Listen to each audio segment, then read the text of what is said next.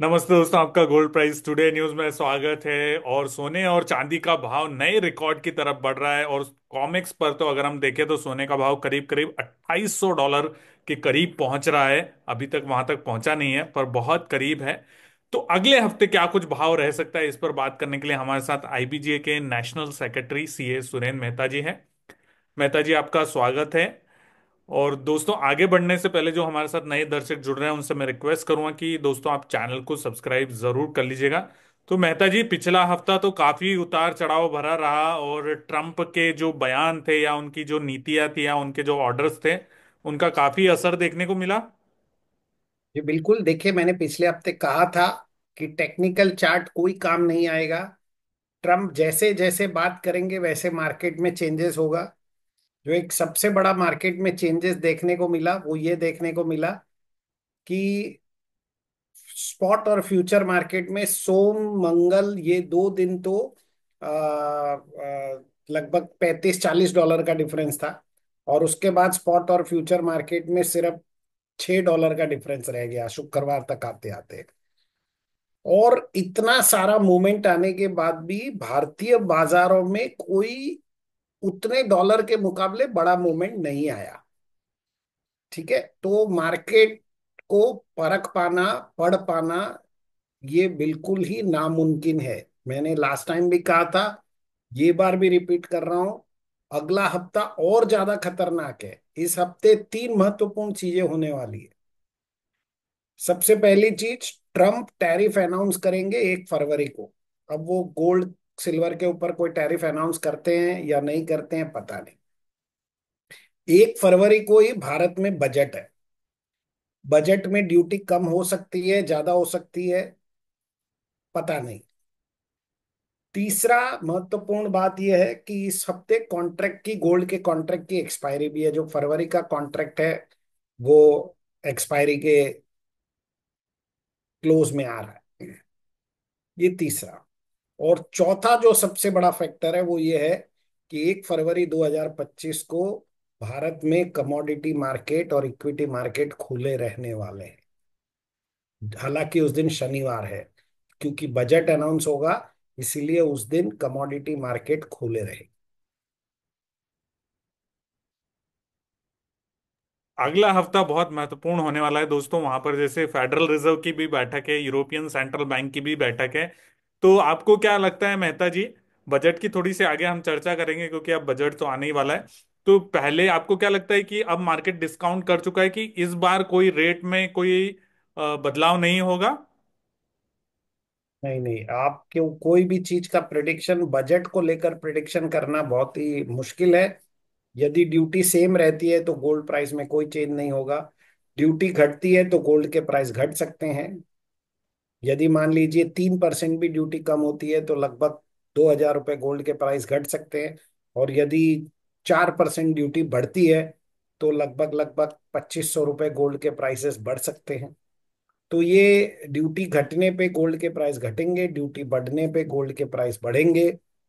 Trump क्या announce करेंगे किसी को पता नहीं। ट्रम्प क्या टैरिफ अनाउंस करेंगे, जैसे उन्होंने कनाडा और मेक्सिको के लिए तो टैरिफ अनाउंस कर दिया, लेकिन बाकी के लिए अभी तक टैरिफ अनाउंस किया नहीं है। तो वो क्या करेंगे 1 फरवरी को, वो भी किसी को पता नहीं है।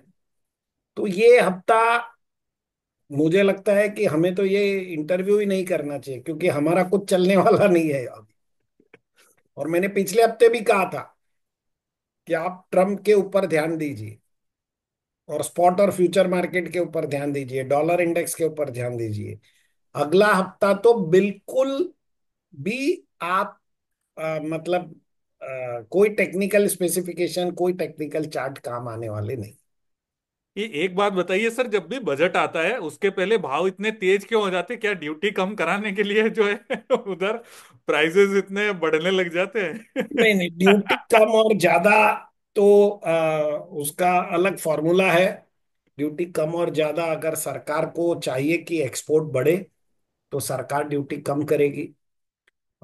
यदि सरकार चाहती है कि नहीं, पिछले बार ड्यूटी कम करके उनको कोई फायदा नहीं हुआ है, तो सरकार ड्यूटी बढ़ा भी सकती है।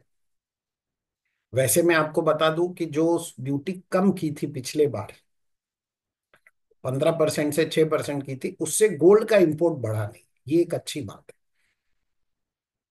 गोल्ड का कोई इंपोर्ट बढ़ा नहीं है। वो मैं जैसे देख भी रहा था सर, वैल्यू टर्म में भले ही परचेज ज्यादा दिख रही हो यहाँ पर वॉल्यूम टर्म में उतना सोने की खपत या उतनी मांग या उतनी डिमांड या उतनी खरीदारी नहीं हुई जितनी होनी चाहिए थी 2024 में। जी बिल्कुल, जी बिल्कुल। जैसे पिछले पूरे साल के जो एक दिसंबर 2024 तक के आंकड़े थे, कैलेंडर ईयर 2024, वो 746 टन के आसपास गोल्ड का इंपोर्ट हुआ था। और इस बार नवंबर तक 664 टन का गोल्ड का इंपोर्ट हुआ है, नवंबर तक। दिसंबर के आंकड़े अभी तक आए नहीं हैं, इसीलिए मैं बता नहीं सकता। तो ये तो इसका मतलब गोल्ड के इंपोर्ट बढ़े नहीं हैं। तो मुझे नहीं लगता कि सरकार को ड्यूटी कम करके कोई प्रॉब्लम हुआ होगा। जो एक फियर था वो फियर रहा नहीं है अब। इसीलिए मुझे ड्यूटी में बदलाव लगता है। लेकिन वो बदलाव कम होगा, कब होगा? इस बजट में होगा, बजट के बाद होगा। क्योंकि मुझे जीएसटी में भी बदलाव लगता है, तो जीएसटी में बदलाव तो बजट में लगभग होता नहीं है। तो ये कब होगा पता नहीं। जीएसटी का बदलाव तो जीएसटी काउंसिल की जो बैठक है वही हाँ जी, डिसाइड हाँ करती है। जी, हाँ जी। सो अगले हफ्ते क्या लग रहा है सर, क्या करें कि दूर से ही बैठे हैं? जैसे पिछले हफ्ते भी हमने लास्ट में जाते जाते कहा था कि 2020 की तरह मैच बस बैठ के पीछे आप लोग देखते रहिए, कुछ करिए मत। तो अगला हफ्ता भी ऐसा ही होने वाला है।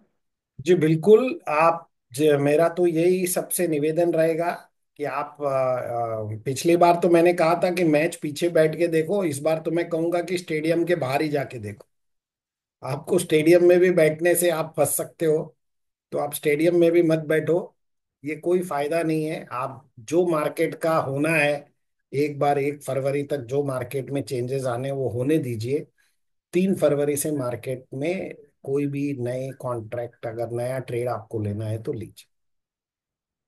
सर कुछ कुछ लोग मुझे भी जैसे फोन करते हैं, बात करते हैं, जिसमें ज्वेलर ज्यादा है, वो लोग एकदम बैठे हुए कि क्या करें, अभी परचेज करें नहीं करें या वेट करें, क्योंकि भाव इतना ज्यादा हो गया है और इस उम्मीद में कि चलो कम होगा, चलो कम होगा, चलो कम होगा, वो तो हो ही नहीं पा रहा है।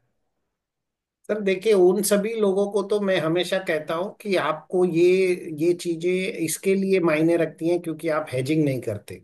जो लोग हेजिंग करते हैं वो कभी भी खरीद सकते हैं, सामने सामने अपनी पोजीशन हेज कर लो।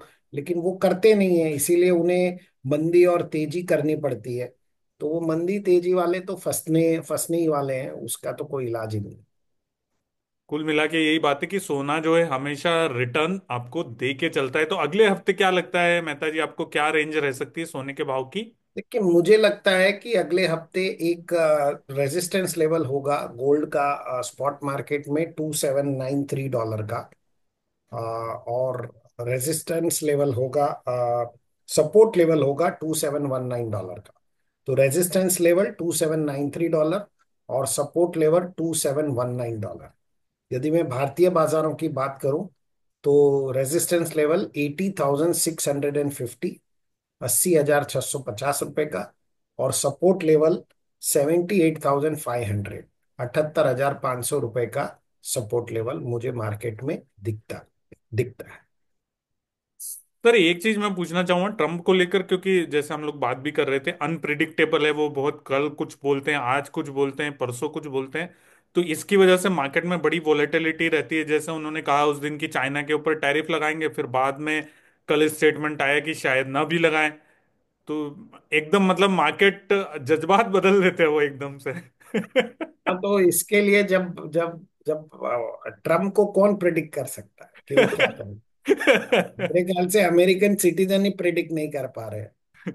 ये तो हम लोग तो कैसे उसको प्रेडिक्ट कर सकते हैं कि वो क्या करेंगे? देखिए, मेरा मानना है, मैं आपको एक इंटरेस्टिंग चीज बता दूं। अगर हम कंजम्पशन के आंकड़ों की बात करें और प्रोडक्शन, यूएस 170 टन सोना प्रोड्यूस करता है और यूएस का जो कंजम्पशन है वो 250 टन का ही है। बाकी सारी इन्वेस्टमेंट डिमांड है।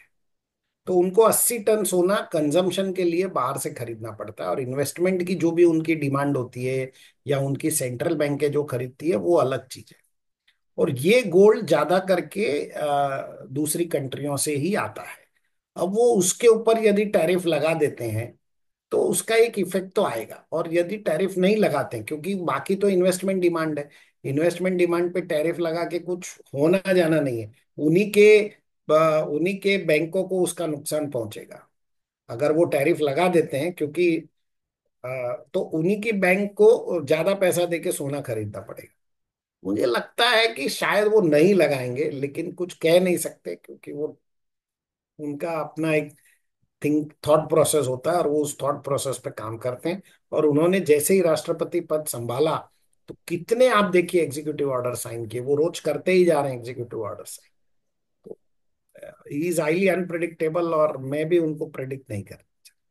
आ, उसकी वजह से हम सोने का भाव भी प्रिडिक्ट नहीं कर पा रहे हैं। बिल्कुल बिल्कुल बिल्कुल सही बात। चांदी में क्या लग रहा है सर? चांदी की रेंज भी जो है, पिछले हफ्ते भी आपने बड़ी रेंज दी थी 5-6 हजार से ज्यादा की। इस हफ्ते भी क्या आपको लगता है इतना मूवमेंट संभव है? देखिए, चांदी मुझे लगता है कि रेजिस्टेंस लेवल $31.15 का रहेगा, रह सकता है। और सपोर्ट लेवल $29.30 का। दोनों सपो ये मैं स्पॉट मार्केट की बात कर रहा हूँ। तो भारतीय बाजारों की बात करें तो रेजिस्टेंस लेवल 93,250 और सपोर्ट लेवल 87,700। मैं वापस कह दूं, कोई ये सारे जो गणित किए हुए हैं वो टेक्निकल चार्ट से हैं, लेकिन ट्रम्प के बोलने से, भारतीय बजट के अनुसार, और कॉन्ट्रैक्ट एक्सपायरी तो है ही है उसके, लेकिन मेन ट्रम्प के बोलने से भारतीय बजट के अनुसार मार्केट कहीं भी घूम सकता है। इसलिए अपने आप को बिल्कुल तैयार रखिए, और हो सके तो कोई ट्रेड मत कीजिए इसमें इस हफ्ते। तो सर वहां पर आईआईबीएस जो है, सबसे पहले तो मैं आपको धन्यवाद देना चाहूंगा सर कि गोल्ड प्राइस टुडे को आपने डिजिटल मीडिया पार्टनर बनाया है आईआईबीएस के लिए। तो क्या कुछ तैयारी चल रही है सर वहां पर आपकी 7 और 8 मार्च को लेकर? सबसे पहले वीरेंद्र जी, ये हमने आपको डिजिटल मीडिया पार्टनर बनाया नहीं है, ये आप डिजर्व करते हैं। इसीलिए आपका नाम ही लिस्ट में था हमारे।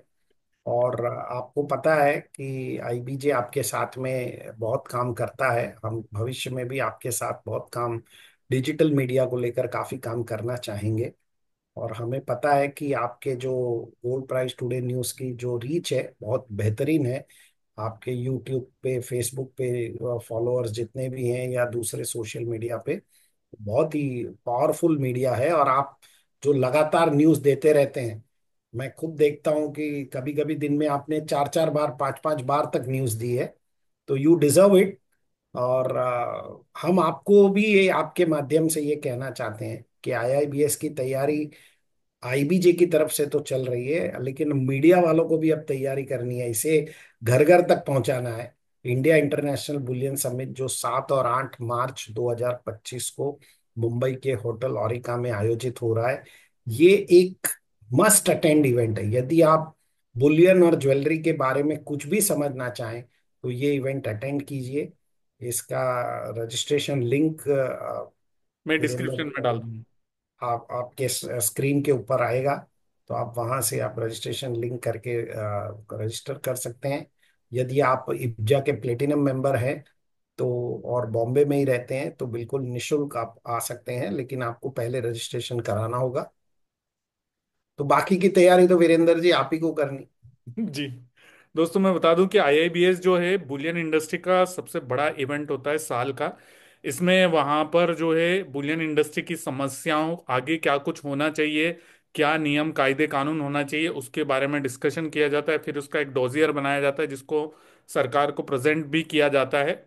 तो पूरी इंडस्ट्री से जुड़े हुए इंडस्ट्री के मुद्दे वहां पर उठाए जाते हैं, इनकी वहां पर चर्चा होती है। तो अगर आप लोग इसमें रजिस्टर कर सकते हैं तो बिल्कुल करिएगा। मैंने लिंक डिस्क्रिप्शन में इसका डाल दिया। तो मेहता जी, जाते जाते कोई डिस्क्लेमर देना चाहेंगे आप यहाँ पर? जी बिल्कुल, मैं आपको जैसे मैं हर साल हर हफ्ते बताता हूँ, मैं इस प्रकार का कोई ट्रेड नहीं करता। मार्केट से कम अगले हफ्ते दूर रहिए, और स्टॉप लॉस लगा के काम करें। जितना लॉस कर सकते हैं उतना ही काम करें, ओवर ट्रेडिंग ना करें, और अपने वित्तीय सलाहकार की सलाह अवश्य। एक चीज जो आपने एक और इंटरव्यू में कही थी कि अभी उधारी में काम बिल्कुल मत करिए क्योंकि भाव बहुत ज्यादा है। जी बिल्कुल। देखिए, मैं हमेशा से कह रहा हूँ कि हमारे देश में ज्वेलर को बहुत ज्यादा एजुकेट होने की जरूरत है, उन्हें समझने की जरूरत है। क्योंकि वो अब ये देखते देखते 40 लाख रुपए किलो का माल 83 लाख रुपए किलो हो गया जीएसटी के साथ। तो अगर वो अपने इन्वेंट्री का ध्यान नहीं रखेंगे, अपनी उधारी का ध्यान नहीं रखेंगे, तो वो कभी भी तकलीफ में आ सकते चलिए, बहुत अच्छा लगा सर आपसे बातचीत करके। और दोस्तों, यहाँ पर मैं भी आपको बता दूं कि मैं भी कोई ट्रेडिंग नहीं करता हूँ, और अगर आप कोई खरीदारी बिकवाली करते हैं सोने चांदी या अन्य किसी कमोडिटी में, तो अपने वित्तीय सलाहकार की राय लेकर ही वहां पर काम करिएगा।